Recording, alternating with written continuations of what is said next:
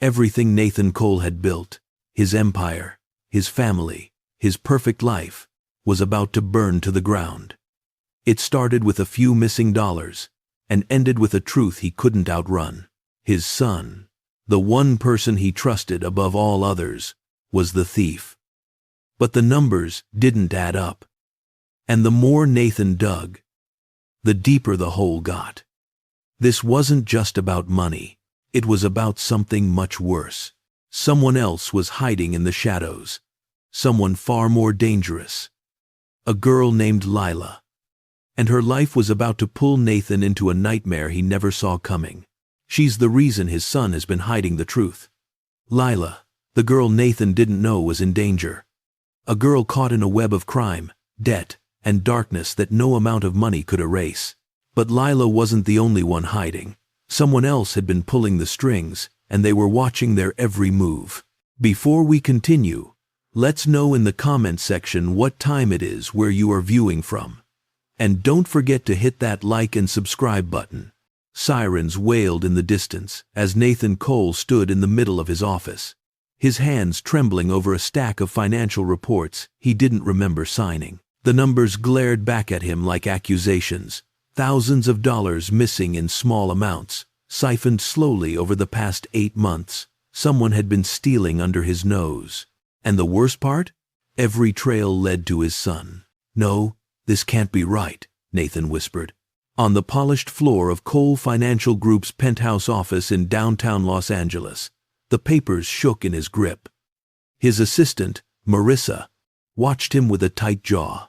"I cross-checked 3 times," she said quietly. "Every irregular transaction connects to your household accounts. Specifically, your son's access card." Nathan felt his pulse slam against his ribs. Owen? His one 7-year-old son who spent his days studying, playing basketball, and living a life of privilege?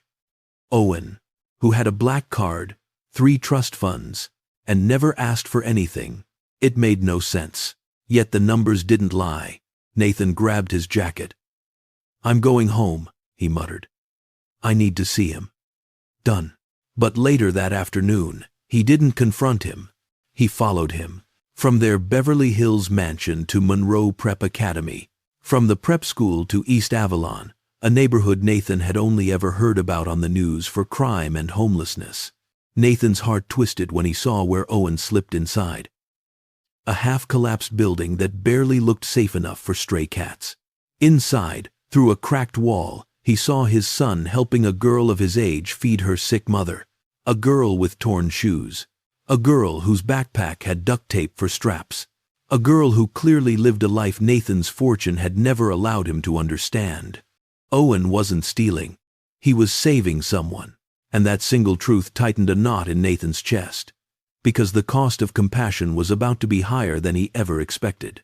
Her name was Lila. Nathan didn't know that yet.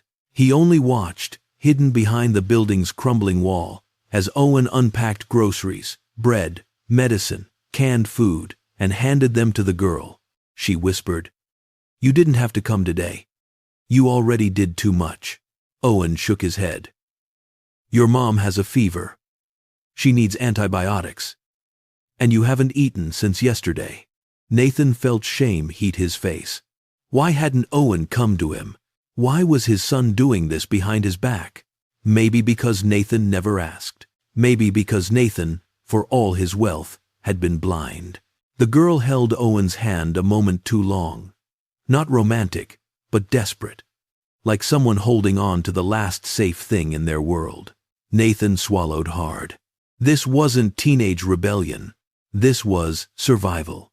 When Owen left the building an hour later, Nathan didn't follow him home immediately. He lingered, staring at the broken windows, the peeling paint, the flickering lantern that barely lit the girl's living room. He had negotiated billion-dollar deals, but he had never confronted poverty this close. Nathan finally walked back to his car, with one sentence echoing in his head. Someone had failed that girl. And maybe that someone was him. The next morning, Nathan sat at the breakfast table, pretending to read the Wall Street Journal, while secretly watching Owen spread peanut butter on toast. "Sleep okay?" Nathan asked casually. Yep. Owen didn't look up. You were home late yesterday, Nathan said. Owen froze mid-bite. For a second, Nathan saw fear in his son's eyes. A fear that broke something inside him. Owen had been carrying this alone. Hiding it. Protecting it. Nathan softened his voice. Son. Is there anything you need to tell me? Owen shook his head too fast. Nothing. Just school stuff. Nathan pretended to sip coffee, giving him space. He would force answers too soon. And lose him. No. He needed to gain his trust first. When Owen grabbed his backpack and rushed out the door, Nathan whispered, I know you are hiding something important. I just hope you will let me help. Little did he know. The moment his son stepped outside, a black limousine parked across the street, flashed its headlights twice. Someone else was watching Owen. Someone far more dangerous. Lila's mother wasn't getting better. The fever had risen overnight, leaving the woman delirious and barely responsive. Lila sat on the cold cement floor of their crumbling room, holding a damp cloth to her mother's forehead. Please don't leave me, Lila whispered, tears rolling down her cheeks. Her phone buzzed. A cracked prepaid phone with a dying battery. She nearly jumped. It was Owen. Lila, I am 5 minutes away. I got a doctor. Lila's chest tightened. A doctor? Here? In East Avalon? No doctor came here unless they were forced or paid a fortune.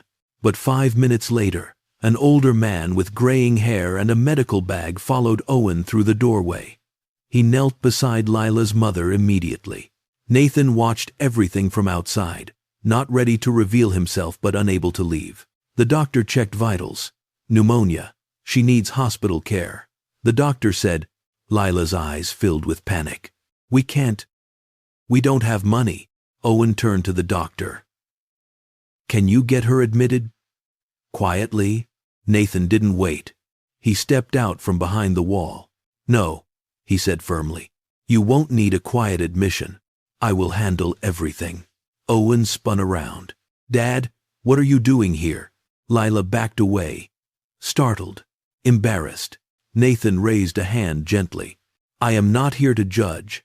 I am here to help. And though his voice was calm, his heart was racing, because he had just stepped into a story he didn't understand, and one that would soon become far more dangerous than he could imagine. Lila's mother was taken to Cedar Ridge Hospital. Nathan paid up front, no questions asked. The doctor promised full care. But as they waited in the hallway, Owen glared at Nathan. You followed me, he said. I did, Nathan admitted. And I am glad I did. Owen clenched his fists. Dad, you don't understand. You are right, Nathan cut in. I didn't understand. But I want to. Owen's anger softened just slightly. Lila stood quietly by the vending machine, her hands trembling, watching them with big, uncertain eyes. She looked like a kid, hoping not to be told she was unwelcome. Nathan approached her gently. Lila, whatever you need, we will take care of it. She flinched. No disrespect, sir, but people like you don't help people like me. Nathan's chest tightened. Before he could answer, a nurse approached. Excuse me, Lila. Someone is asking for you downstairs. Lila frowned. Who?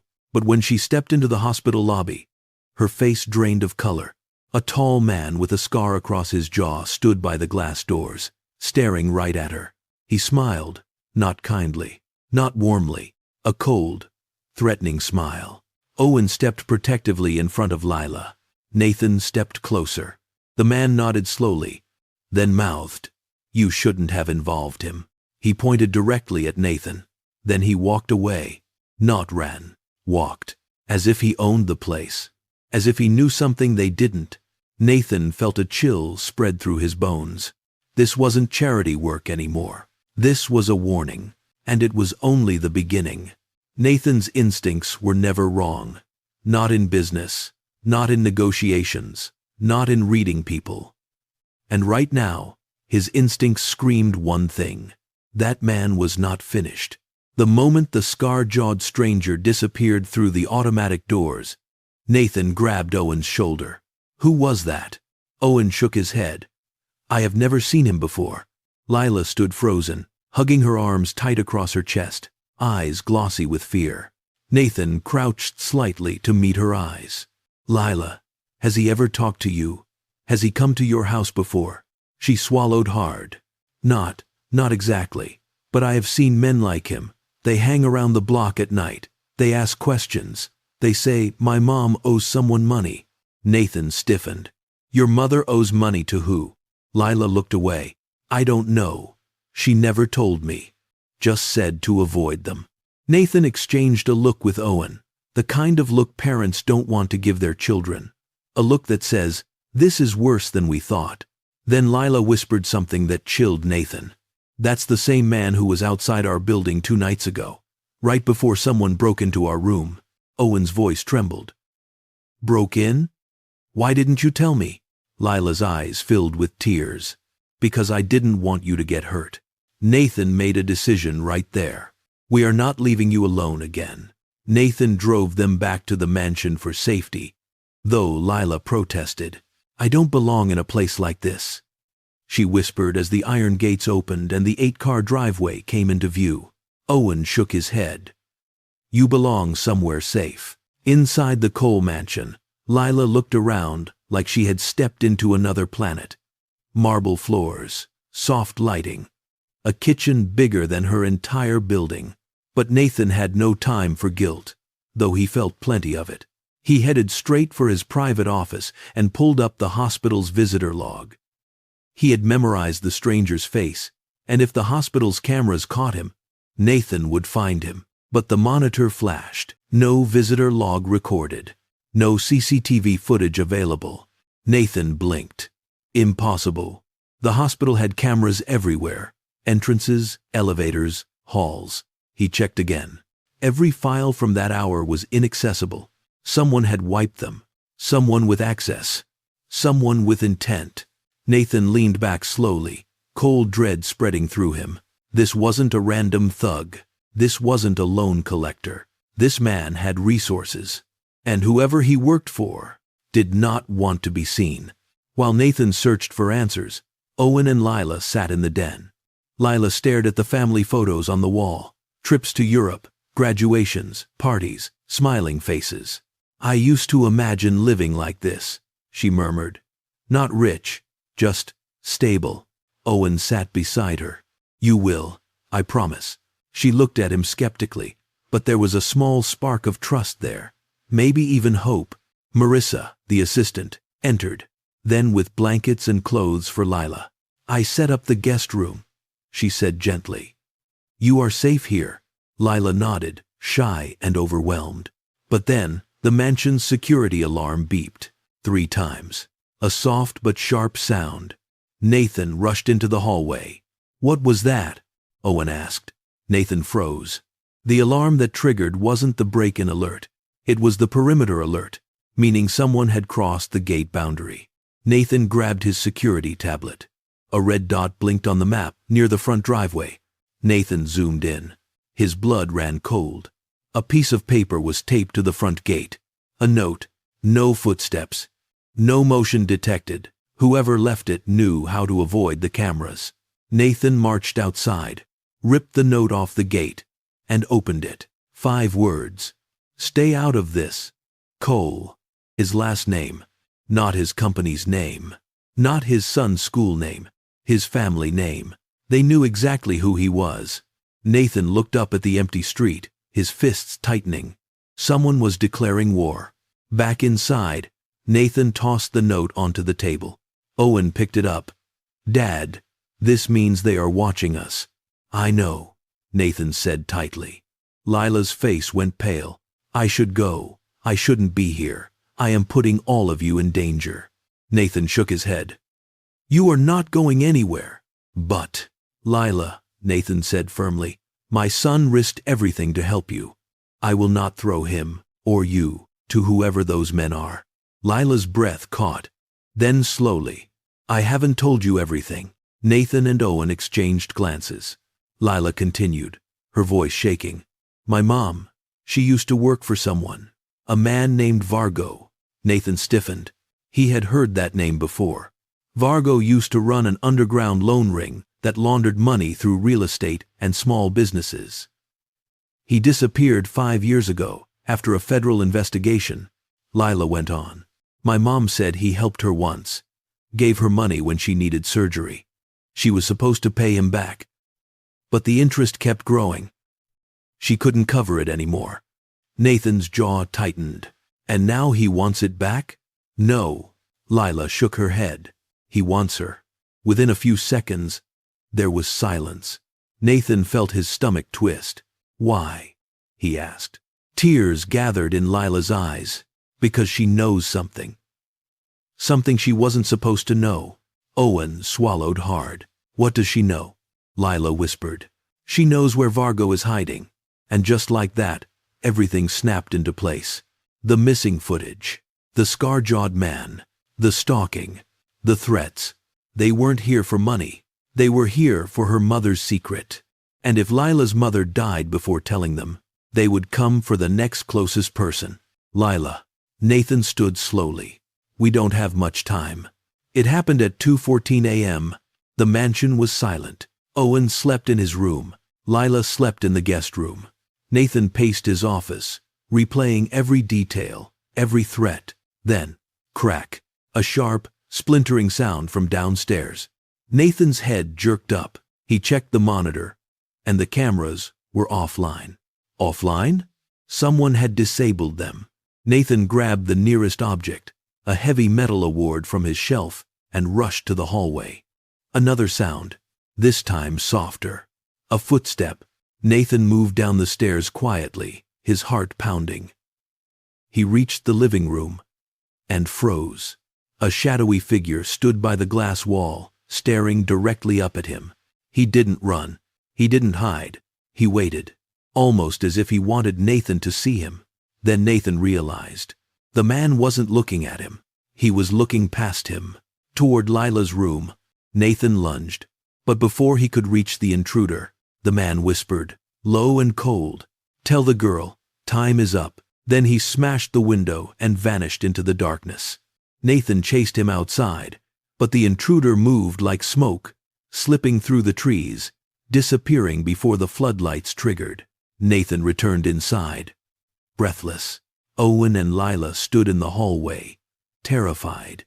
Lila whispered, her voice cracking, "He is not going to stop, is he?" Nathan looked at her. "No," he said. "And that's exactly why we are going to stop him first." But deep down, Nathan knew this wasn't a threat anymore. It was a countdown. The break-in was a message, but Nathan needed more than fear. He needed information. At dawn, while Owen and Lila slept, Nathan drove to the one place that could help him, a federal connections office he rarely used, but still had access to, thanks to an old partnership with the Department of Economic Crimes. He walked into the secured building, greeted by Agent Lopez, a woman in her early 40s, with sharp eyes that missed nothing. "Nathan Cole," she said. "Haven't seen you in 5 years. What brings you back?" Nathan slid the scribbled name across the desk. "Vargo," he said. Lopez's eyebrows shot up. "That's a name you don't put on paper casually. I need to know what he's involved in." Lopez stared at him for a long moment, then typed a series of codes into her system. Classified documents flashed on the screen. "You didn't get this from me," she warned. The profile opened, and Nathan's blood ran cold.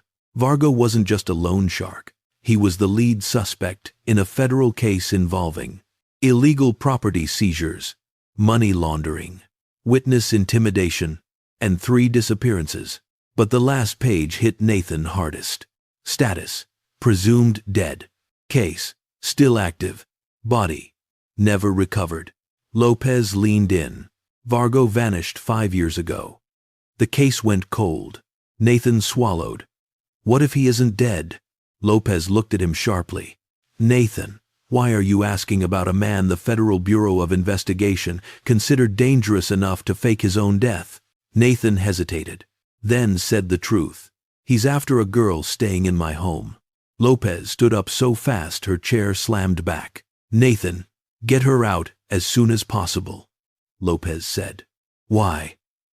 Nathan asked. Lopez pulled up an image. A blurred photo, time-stamped from 2 months earlier. A man with a familiar scar on his jaw. Because this man works for Vargo, she said. And if he's resurfaced, that means Vargo is alive. Nathan didn't wait to hear more. He ran out of the building. If Vargo was alive, Lila's mother wasn't the only target. Lila was, too. Nathan sped back to the mansion. But the moment he walked inside, he felt something was wrong. Too quiet, too still. He found Marissa, his loyal assistant of 14 years, packing a suitcase in the staff quarters. Going somewhere? Nathan asked. Marissa froze, then turned slowly. Nathan, I was going to leave a note, Marissa explained. Why? Nathan asked calmly. Marissa's eyes watered. You are in danger. Owen is in danger. I won't be responsible if anything happens. Nathan shook his head. Who threatened you? Marissa looked away. I can't say. Nathan stepped closer. Marissa, look at me. She did. Her expression broke. He came here, Marissa whispered. 2 days ago. The man with the scar. Nathan's heart dropped. Why didn't you tell me? Because he said if I talked, he would hurt your son. Marissa explained, feeling guilty. Nathan felt nausea twist inside him. Marissa, what did he ask you to do? Her voice cracked. He told me to remove your security backups. To turn off the cameras last night. To leave the side gate unlocked. Nathan staggered back as the truth hit him. The break-in wasn't a breach. It was an invitation. Marissa fell to her knees, sobbing. I am so sorry, Nathan. I didn't have a choice. Nathan knelt beside her. You should have told me, he whispered. I could have protected you. No. Marissa shook her head. No one can protect us from men like him. Nathan stood slowly, her heart pounding. He needed to tell Owen. He needed to warn Lila, but he was already too late. Owen's voice echoed from upstairs. Dad. Nathan ran toward the sound. Owen stood at the doorway of the guest room, his chest heaving. Dad, she is gone. The room was untouched. Bed neatly made, blankets folded, clothes still in the drawer. But the window was open, curtain blowing in the breeze. Nathan rushed forward. Outside, fresh footprints pressed into the garden soil. 2 sets, one small, one large. Nathan clutched the window frame so hard his knuckles turned white. No, he whispered. Owen dropped to the floor, his head in his hands. I shouldn't have slept. I should have checked on her. Nathan forced himself to breathe. Owen wasn't the one to blame. He was. Nathan turned to Marissa, who stood behind them trembling. Did he say anything else? Nathan asked, his voice shaking with controlled fury. She nodded slowly. He said, if you didn't stop digging, he would take something from you. Nathan's entire body went cold. This wasn't a kidnapping. This was a warning, a punishment, and a challenge. Owen stood suddenly, his jaw tight with a rage Nathan had never seen in him. Dad, he whispered, we are getting her back. Nathan placed a hand on his son's shoulder. We will. But deep inside, Nathan knew the truth. To save Lila, he would have to step into Vargo's world, and once he did, there was no coming back. Nathan didn't wait for the police. He didn't call the Federal Bureau of Investigation. He didn't tell Agent Lopez. There was no time. He went to his garage, opened the safe under the toolbox, and pulled out a phone he hadn't touched in years. A secure, untraceable device used only for worst-case scenarios.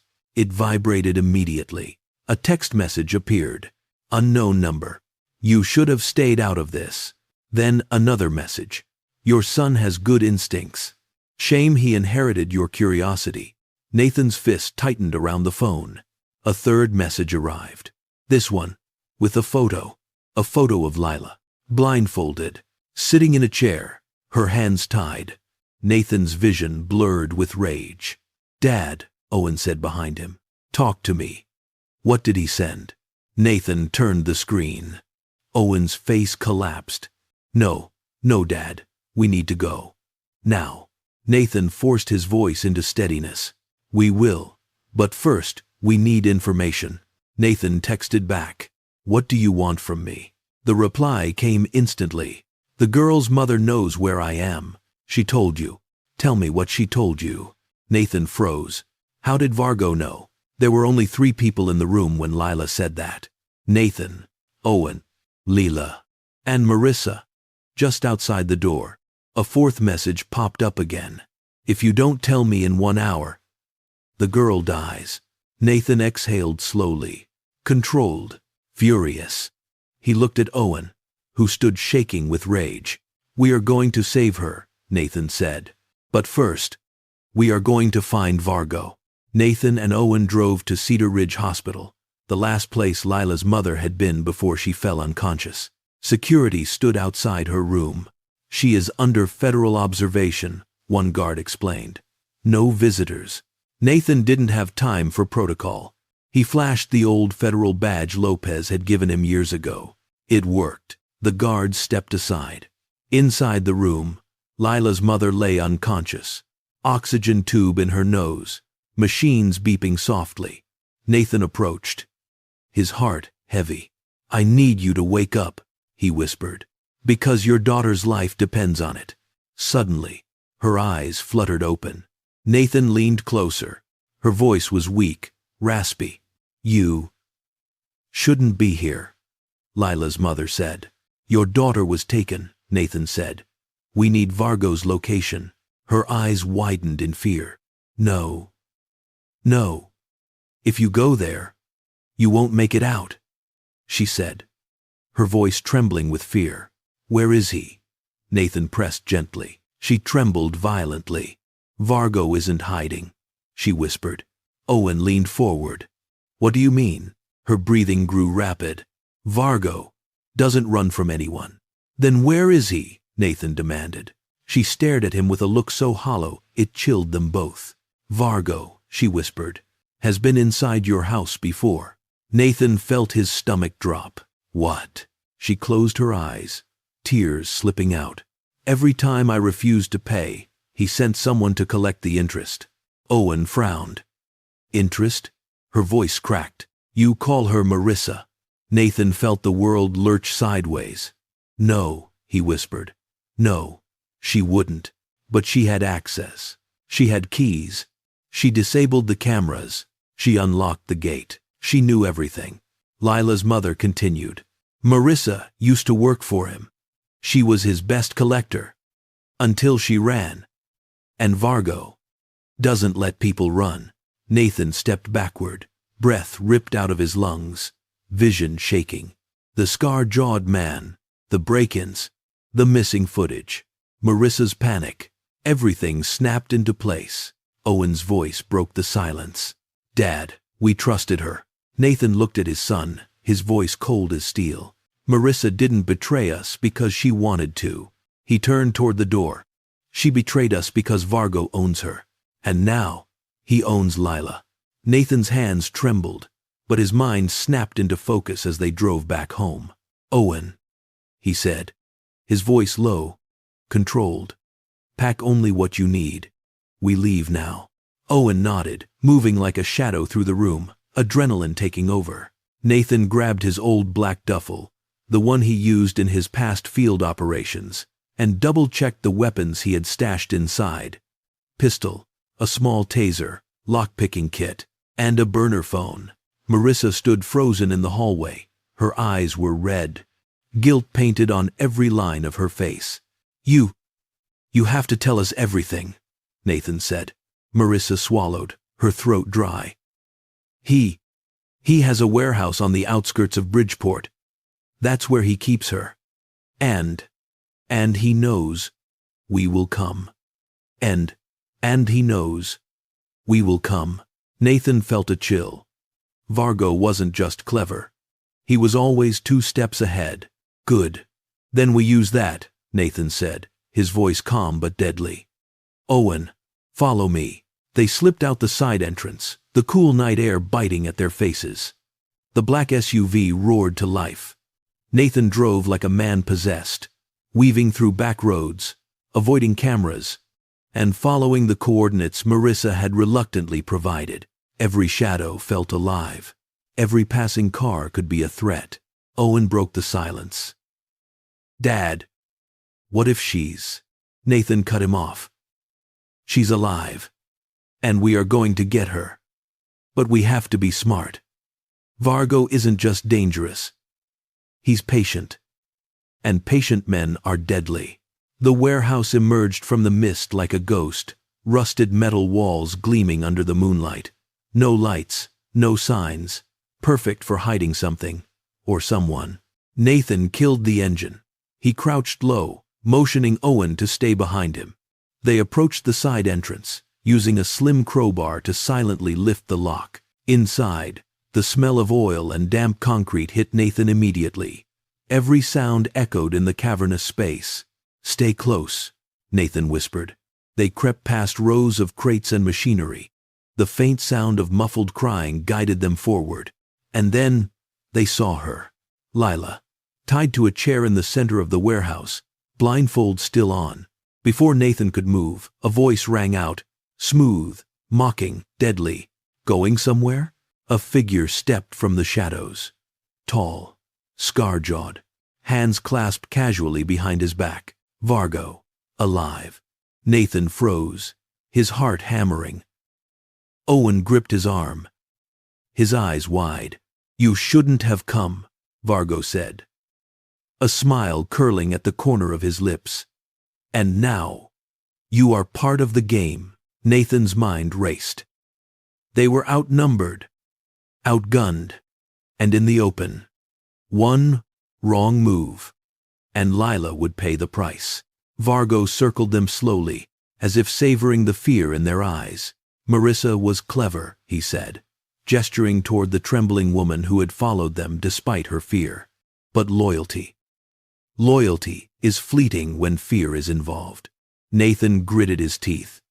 "Let her go, Vargo. Whatever you want, take it, just release her." Vargo shook his head, his eyes glinting with menace. "It's not about what I want, it's about what you fear."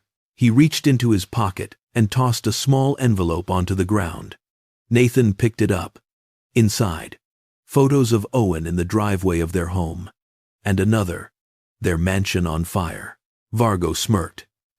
"You see, Nathan, I own every move you make. And you? You just walked into my trap." Owen's voice trembled. "Dad, what do we do?" Nathan's eyes hardened. "We play his game, but on our terms." Nathan scanned the warehouse. Crates, shadows, and the heavy machinery could all be used. He whispered to Owen, mapping out a plan. A distraction first, then precision. "Owen, when I say now, you run to her and untie her. I will handle him." Owen nodded, swallowing the fear. Nathan threw a small flash grenade toward a stack of crates. Sparks, smoke, chaos. Vargo cursed, stepping back, covering his eyes. "Now!" Nathan shouted. Owen sprinted, tearing off Lila's blindfold. She screamed, relief, fear, and confusion mingling. Nathan moved with lightning speed, tackling Vargo into a pile of crates. The two men grappled, metal clanging around them, but Vargo was stronger. He twisted, pulling a knife. Nathan froze, only a second, before throwing the blade aside, slamming his shoulder into Vargo's chest. Lila clung to Owen, shaking. Nathan grabbed Marissa, signaling her to stay close. Sirens wailed in the distance, either a coincidence, or someone tipped off the authorities. Either way, it was time. They ran through the rear exit of the warehouse, disappearing into the night. Vargo stumbled to his feet, watching them go, a dark smile on his face. "This isn't over," he called into the darkness. "Not by a long shot." Nathan glanced at Lila, her small face buried against his chest. Owen's hand rested on her shoulder. They were alive. They were together, for now. But Nathan knew, deep down, this was just the beginning. The game had changed, and Vargo would stop at nothing. Nathan parked the SUV in a deserted alley 2 blocks from their safe house. The neon glow from the nearby diner cast long shadows across the cracked asphalt. Lila clung to Owen, trembling. Nathan glanced at Marissa, who kept glancing over her shoulder as if expecting Vargo to emerge from every shadow. "We need a plan," Nathan said, his voice low. "Vargo's not just a criminal, he's a strategist, and he knows our movements." Owen wiped Lila's tears, jaw set. "Then we stay hidden until we know his next move," he said. Nathan nodded. But deep down, he knew hiding wasn't enough. Suddenly, Nathan's burner phone buzzed. A text from an unknown number. "You got lucky tonight. But luck runs out. Midnight. Pier 47. Come alone if you still want her alive." Nathan's stomach turned. This wasn't just a threat. It was a challenge. Nathan stared at the screen, his mind racing. "Owen," he said, "we need to make it look like we are complying. But it's a trap. One wrong step, and Lila doesn't survive." Owen clenched his fists. "Then we set our own trap." Nathan called Agent Lopez.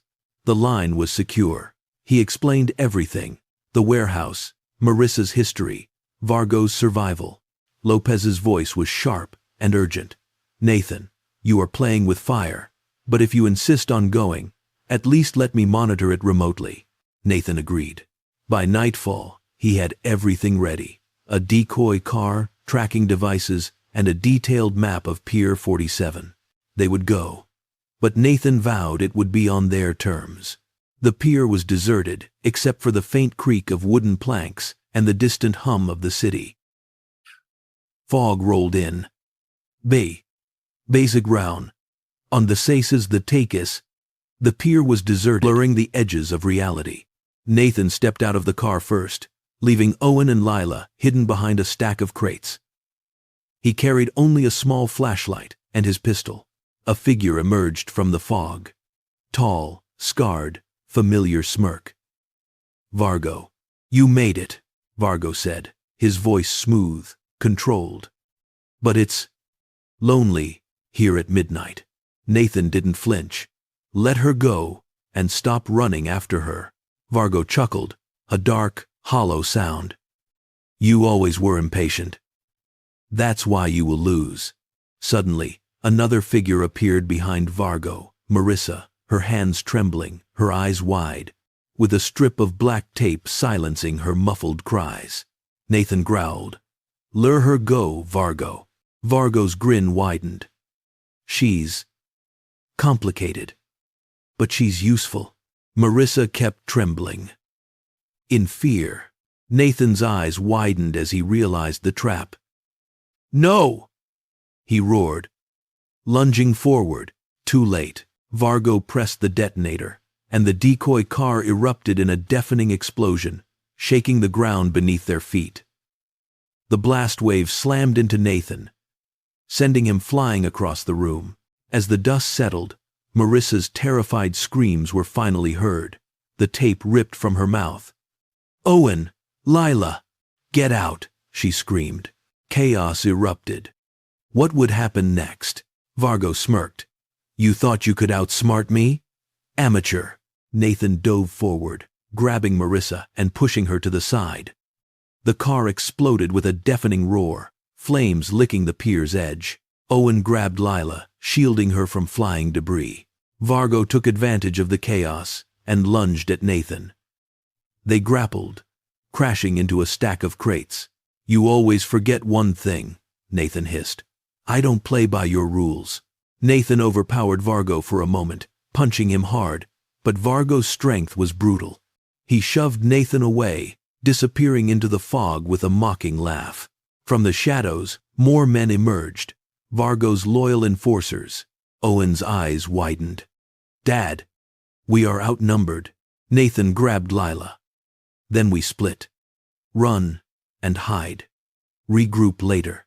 As they sprinted through the foggy pier, the sound of pursuit grew louder. Nathan glanced back once, Vargo standing at the edge, watching them escape. "You can't run forever," Vargo called out. "This game has just begun." Lila's small hand gripped Nathan's tightly. Owen's breathing was sharp, panicked. Nathan knew she was safe. For now. But the war was far from over. Back at the safe house, Nathan spread out maps, photos, and Vargo's intelligence files. "We need to think like him," Nathan said. "We need to predict his next move, cut off his resources, and trap him before he can hurt anyone else." Marissa, still shaken, nodded. "I will help. I owe you everything." Owen looked determined. "We can't wait for him to strike again. He will escalate. He's too smart to make mistakes." Nathan studied the maps. Bridgeport, Newark, the docks. "He moves fast. But we know his patterns. We would hit the places he least expects, where he thinks he is untouchable," Nathan said. Lila leaned against him. Nathan hugged her close, whispering, "We are going to get him, and then this ends." But deep down, Nathan knew one truth. In Vargo's world, the rules were always shifting, and the next betrayal could come from anywhere. Nathan spent the next 2 days analyzing every lead Vargo had left behind. He knew the scarred man thrived on control, fear, and unpredictability. Using Marissa's insider knowledge, they traced Vargo's safe house, an abandoned warehouse on the outskirts of Newark. "Tonight," Nathan said, "we are not going in blindly. We set the trap. We would make him think he is controlling the game, when in reality, we control him." Owen nodded, tense. "And Lila? She stays hidden. No mistakes." As night fell, the trio approached the warehouse. Fog clung to the ground. Nathan's heart pounded. They were walking into the lion's den, and the lion already knew they were coming. Inside the warehouse, crates and metal beams cast long, jagged shadows. Nathan motioned for Owen and Marissa to stay back. He activated a small camera device, streaming live to a hidden phone. Every corner of the room was mapped, every exit noted. Suddenly, a voice echoed, "Nathan Cole, I have been expecting you." Vargo stepped out from behind a stack of crates, Scar catching the dim light, eyes cold as ice. "You think you can trap me?" Vargo asked, smirking. "I don't get trapped. I set traps." Marissa's voice trembled. "He knows we are here." Nathan held up a hand. "Then we force him to play our game." Explosions of light and sound filled the warehouse. Nathan's decoy traps had been triggered, forcing Vargo into the open. Vargo lunged, fast and ruthless. Nathan barely dodged, rolling behind a crate. Then Owen fired a warning shot, and Vargo's enforcers scrambled. In the chaos, a crate fell, pinning Marissa's leg. "Move!" Nathan shouted. He lifted the heavy wood, freeing her just in time. Vargo grinned. Clever. But not clever enough. He disappeared into a hidden side exit, leaving Nathan and his team panting. Owen's voice shook. "He got away. Again." Nathan clenched his fists. "Not for long. He is cornered now. We know his moves, his patterns, and he underestimates us." But as Nathan scanned the warehouse, he noticed something chilling, a message, scrawled in red on the wall. "The game has only begun." Back at the safe house, Nathan spreads a detailed map of Vargo's known locations. "This isn't just a hunt anymore," Nathan said. "It's war. Vargo will escalate, strike where we least expect it, and he will use anyone to get what he wants." Marissa nodded, haunted. "He is ruthless. We have to be smarter than him. Always." Owen clenched his jaw. "Then we anticipate him. Every move, every ally, every escape route. He won't know what hit him." Nathan looked at Lila, determined. "And we will make sure nothing, no one, can hurt you again." But Nathan knew the final truth. In Vargo's world, survival wasn't guaranteed. And every victory came with a price. Outside, fog rolled across the city streets, hiding shadows that moved silently, watching, waiting. The hunt was far from over. The safe house was silent, but not a peaceful silence. It was the tense, coiled kind that settles before something catastrophic. Nathan paced the room, replaying Vargo's smirk, his message in red, the cold confidence in his voice. Marissa sat at the table, wincing as she wrapped her injured ankle. "He's shifting tactics," she muttered. "He's not running. He's circling." "That's what predators do," Nathan replied. "They step back only to strike harder." Owen entered holding 2 burner phones. "We just intercepted chatter on Vargo's network." Nathan's heart tightened. "What's he planning?" Owen swallowed. "Something big." "And Nathan," he hesitated, "it sounds like he's not just after you. He's going for someone tied to your past." Nathan froze. There was only one person Vargo could weaponize from his past. Someone Nathan never thought would matter again. And if Vargo found them first, this war would turn into something far deadlier. Nathan dug through an old locked case he hadn't touched in years. Dust rose as he opened it, revealing faded photos, torn documents, and a single driver's license. A face stared back at him. Young, scared, hopeful, a life Nathan had abandoned to survive. Marissa leaned in. "Who is that?" "My stepbrother," Nathan whispered. "Jordan." Owen's eyes widened. "You never said." "Because I thought he was safe," Nathan snapped. "I thought cutting him off protected him. But if Vargo knows about him," Marissa finished the sentence softly, "he will use Jordan to break you." Nathan's chest tightened painfully. He reached for the back of the photo. Newark address from years ago. He stood abruptly. "We move now." Owen shook his head.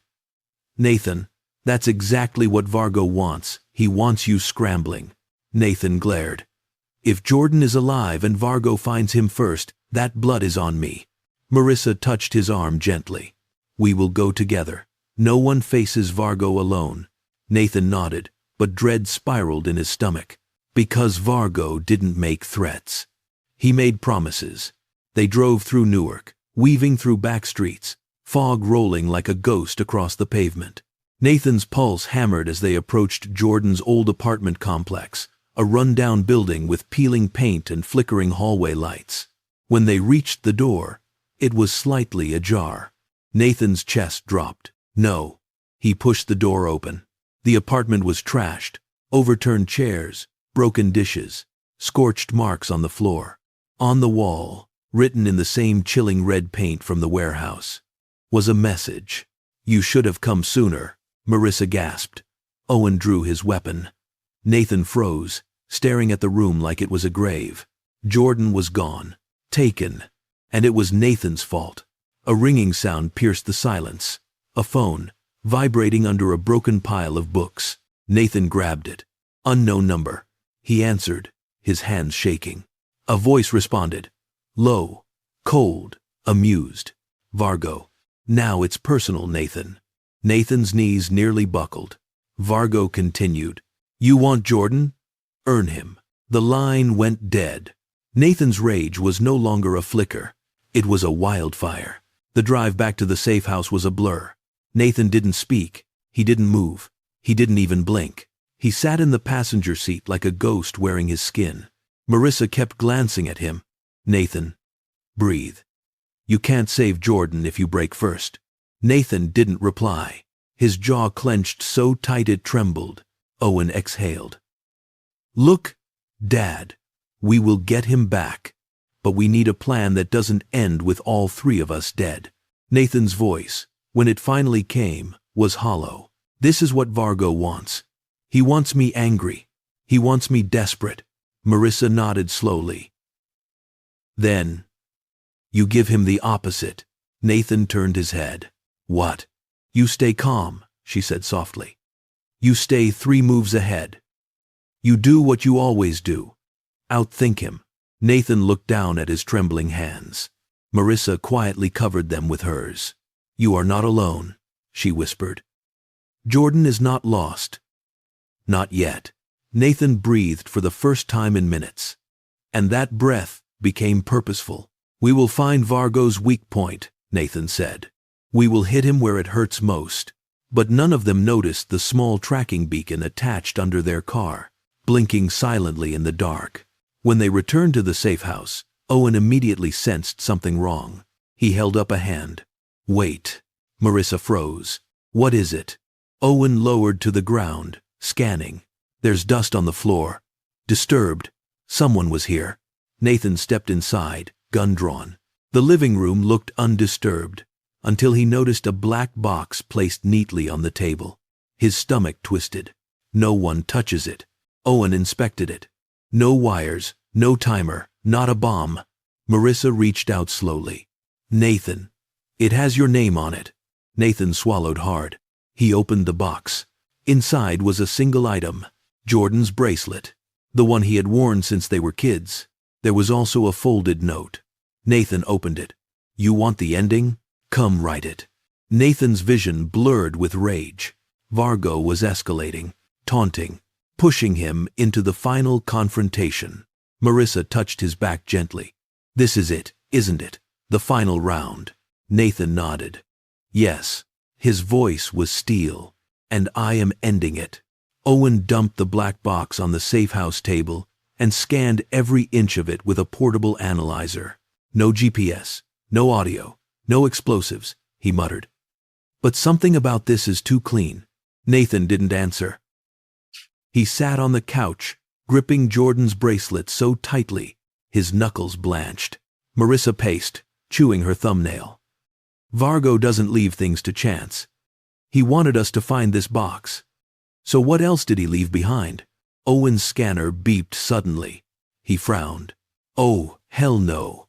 Nathan jerked upright. What? Owen moved toward the window and pointed at the frame. A tiny, blinking red light, almost invisible unless you knew where to look. Marissa gasped. A micro-tracker? Smaller, Owen said. This is military grade. He tagged the house. Nathan stood, cold dread twisting in his stomach. He knows we are here. Owen's voice tightened. This thing doesn't just track location. It listens. Marissa paled. So he heard everything we said? Nathan didn't have to answer. He already knew the truth. Vargo wasn't following them. He was anticipating them. And he wanted them to know it. They didn't debate. They didn't pack. They moved. Nathan grabbed the gear bag, while Owen smashed the tracker, and Marissa shut down every digital device in the house. But as they stepped outside, Nathan froze. Dark silhouettes stood in the street. Not one. Not two. At least 6. Men wearing masks. No markings. No insignias. Just silent, unmoving shadows blocking every exit path. Owen whispered, "We are boxed in." Marissa's breathing quickened. "Nathan, what do we do?" The figures didn't advance. They didn't threaten. They didn't speak. They only watched, waiting. Nathan clenched his jaw. This isn't an attack. Then Owen nodded slowly. Yeah. This is surveillance. Marissa swallowed. You mean they are here to keep us from leaving? No, Nathan whispered. They are here to make sure we go exactly where Vargo wants. The streetlights flickered. A phone buzzed in Nathan's pocket. Unknown number. Roads clear behind you. Turn left. Keep driving. No detours. Owen hissed. He's directing us. Like pieces on a board, Nathan muttered. Marissa trembled. If we follow his directions, he gives us Jordan, Nathan said flatly. And if we don't? Owen asked. Nathan pocketed the phone. Then he kills him. They got into the car, and the shadows watched them go. The highway was nearly empty. The night sky stretched wide and indifferent above them. Nathan drove with both hands tight on the wheel. Owen monitored the rear. While Marissa watched the GPS, even though the screen was blank, they passed the city limits. Then Nathan's phone buzzed again. Unknown number. Proceed 12 miles. Then exit. Dode. They say. Exit. Do not speak. Do not call for help. Do not stop. Marissa shot Nathan a panicked look. He's listening right now. Owen rubbed his temples. We are basically driving into a death trap. Maybe, Nathan said, but Jordan is alive. That means Vargo still needs something. Marissa whispered. What if that something is you? Nathan didn't answer, because he already knew. They exited the highway. Dense forest swallowed the road, tree branches clawing at the sky. The fog thickened, then another message appeared. Unknown number. Lights off. Phones out the window. Leave them. Owen cursed. Dad, this is how people die in documentaries. Nathan turned off the headlights. The road became ink black. He took a breath. We are doing this. For Jordan. They threw their phones out the window. Silence engulfed the car. Ahead, a faint light appeared. A single lantern hanging from a tree, swaying gently in the wind. Marissa whispered, "This is wrong. Nathan, this feels wrong." But Nathan continued driving, toward the lantern, toward the darkness beyond it, and toward Vargo. The trees opened to reveal a clearing, empty, quiet. But then, headlights flared behind them. 2 cars, then 3, then 5. Marissa's hand flew to her mouth. Owen felt tense. Dad, tell me that's the backup you called secretly. Nathan shook his head.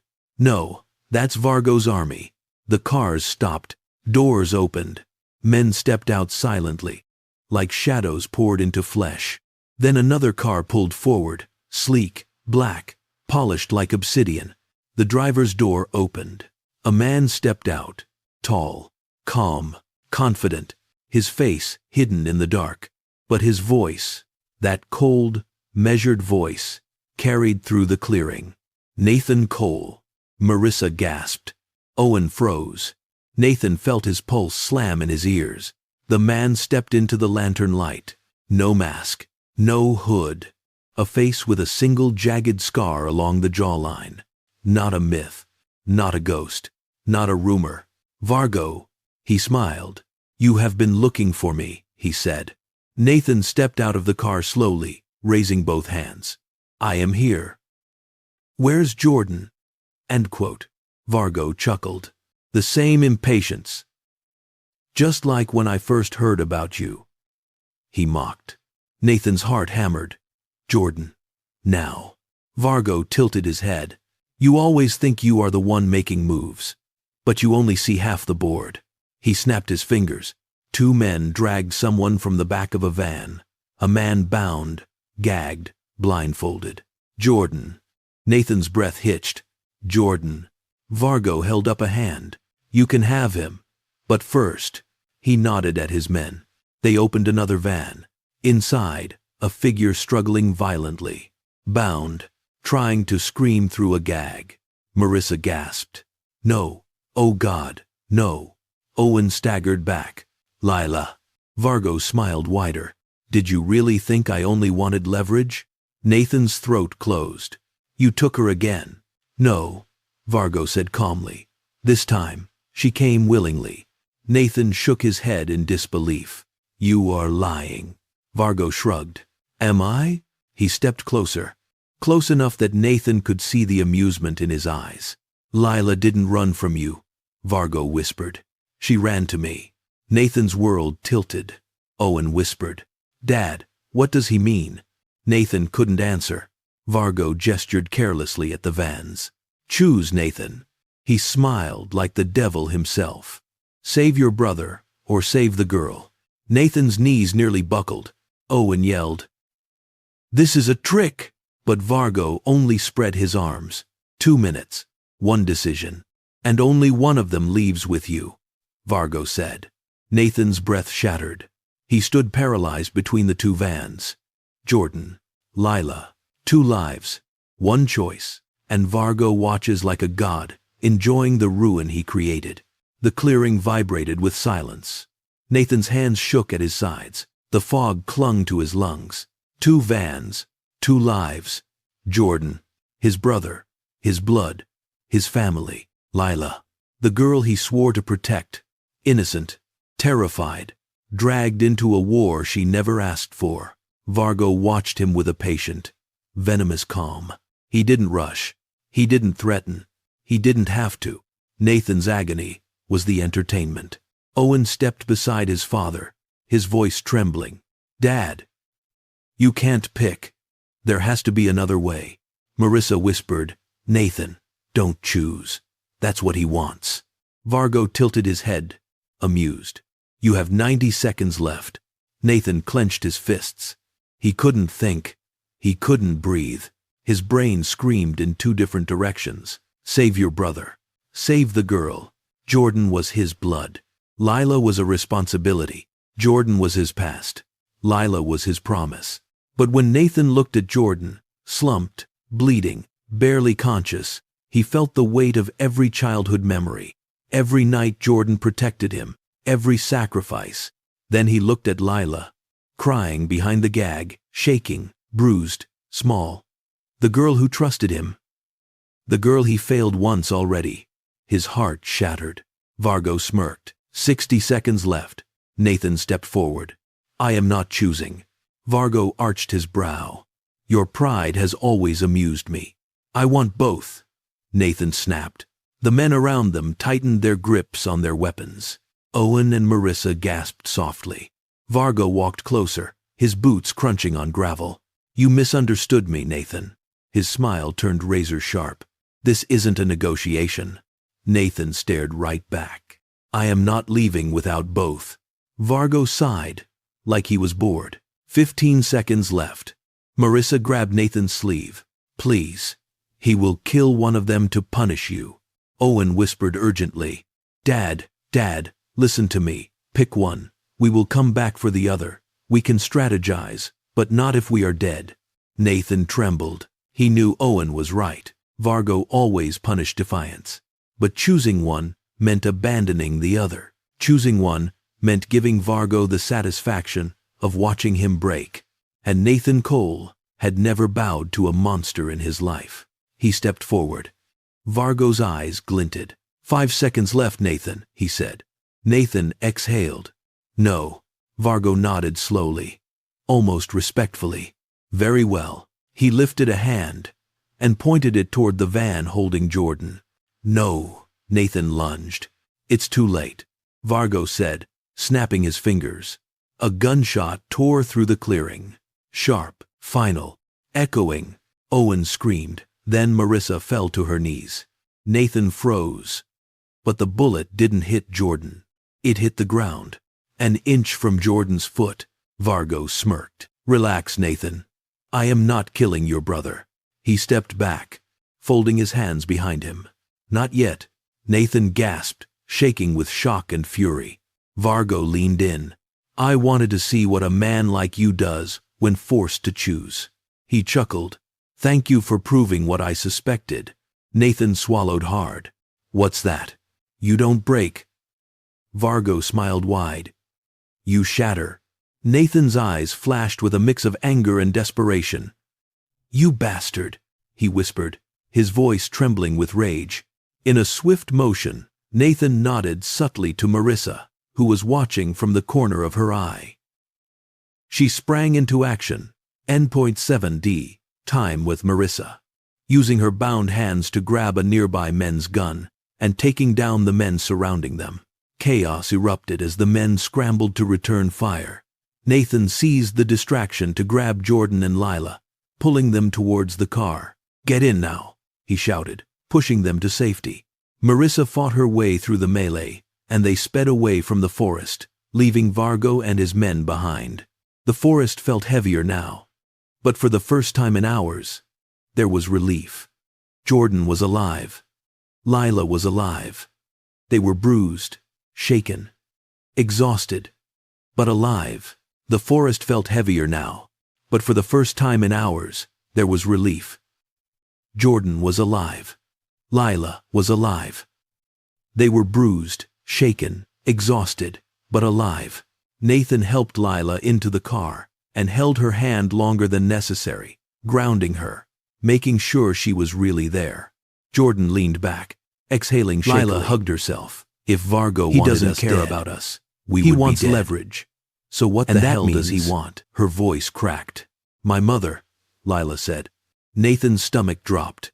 Owen turned sharply in his seat. He knows she is still alive? Lila nodded, tears pouring down her face. Vargo said she was useful. And as long as she's useful, he won't kill her. Jordan grunted. Then we go get her at the hospital. Tonight. Nathan looked at all of them. determination sharpening his voice. No more running. No more waiting for them to strike first. This ends now. The car cut through the night as Nathan pushed the speedometer past its limit. Every second felt like it was slipping out of his hands. Lila's mother, the hospital, Vargo, useful. The word haunted him. Jordan wiped blood from his cheek, wincing. I swear, if Vargo touches that woman. He won't, Nathan said, his voice hard as steel. I won't let him. Lila sat between Owen and Marissa, shaking, staring at the glowing road through blurry eyes. She is alone, she whispered. He knows she is defenseless. He knows she can't run. That's why he picked her. Owen's jaw clenched. Then we don't give him the chance to finish what he started. Nathan tightened his grip on the wheel. All night, Vargo had made the rules. Now Nathan was done playing his game. The moment they stepped inside the hospital, Nathan sensed it.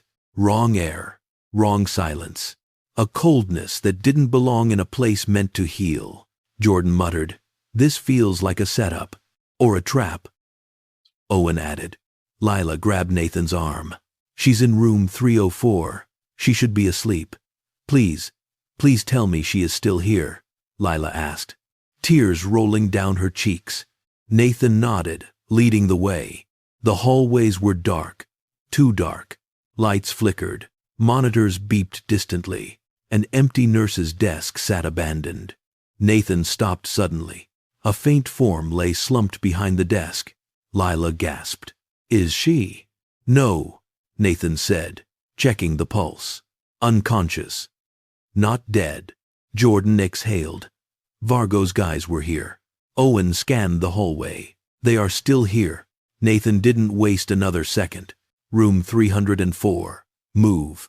Lila reached the door first. Her hand trembled as she pushed it open. "Mom?" she cried. Nathan entered behind her, and every muscle in his body went tight.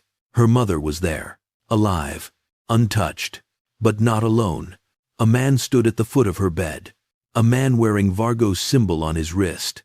He turned slowly. Nathan stepped in front of Lila, shielding her. Jordan cracked his knuckles.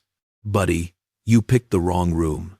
The man raised his hands, not in surrender, but in a message. The man's smile grew wider, his eyes grinning with a sadistic spark. Nathan's eyes narrowed. "And where is he?" The man smirked. "Already done." "Meaning?" Nathan said, stepping forward. "He wanted you to choose. You refused. So he chose for you." Lila shook her head. No. What does that mean?" "We got away. Jordan is safe. I'm safe. My mother is." "He didn't want your lives," the man said calmly. "He wanted your attention." Nathan froze. "Why?" The man smiled wider. "To end the hunt. Right here. Right now." Nathan's blood ran cold. He understood instantly. Vargo wasn't coming for them.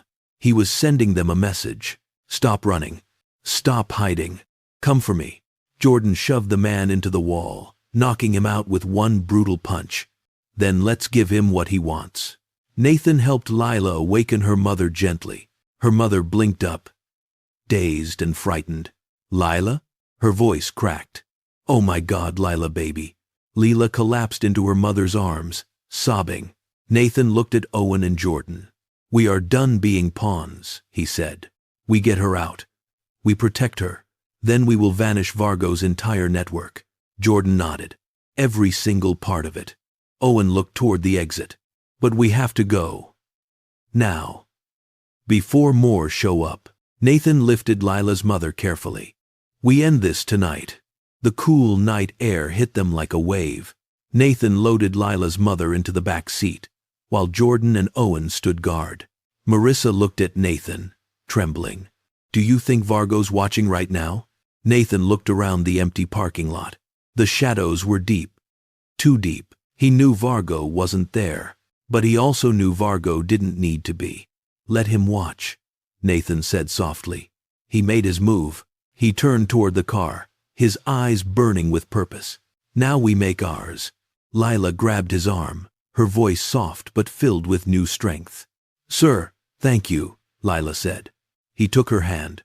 We are not done yet. She nodded. Then let's finish it together. They drove into the night. Jordan is alive. Leela is safe. Her mother was rescued. Vargo's trap was dismantled. But something shifted. For the first time, Nathan wasn't playing defense. He wasn't waiting for Vargo's next move. He was hunting now. Lila leaned against him, her mother sleeping beside her. Jordan and Owen watching the road like bodyguards. Nathan looked straight ahead. Vargo wanted a war. He was about to get one. Your story doesn't end here, Vargo had said. Nathan finally understood. No, he whispered. It ends where I decide. The hospital hallway was quiet again.